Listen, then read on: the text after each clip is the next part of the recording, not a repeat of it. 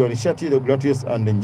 Ndejembi amemwagiza mkandarasi wa mradi wa kituo cha kupokea na kupoza umeme cha 220 kwa 30 kV katika laini ya Ruvuma kurejea kazini ndani ya wiki 2 ili kukamilisha mradi huo. Akizungumza wakati wa ziara ya kukagua maendeleo ya mradi katika wilaya ya Tunduru mkoani Ruvuma, Ndejembi amesema hatua hiyo imechukuliwa kufuatia kubainika kuwa mradi huo unaotekelezwa na kampuni ya Kalpatura Projects International Limited hauendelei kama ilivyopangwa licha ya malipo ya awali ya kufanyika serikali. Serikali haitavumilia ucheleweshaji wa miradi muhimu inayolenga kuhakikisha wananchi wanapata umeme wa uhakika, amesema Waziri Ndejembi. Aidha, Ndejembi amemwagiza Katibu Mkuu Wizara ya Nishati kumwandikia barua ya onyo mkandarasi huyo, huku akisisitiza kuwa kampuni hiyo haitapewa mradi mwingine wa serikali hadi mradi wa Ruvuma ukamilike kikamilifu. Mradi huo unatarajiwa kuongeza upatikanaji wa umeme katika mikoa ya Lindi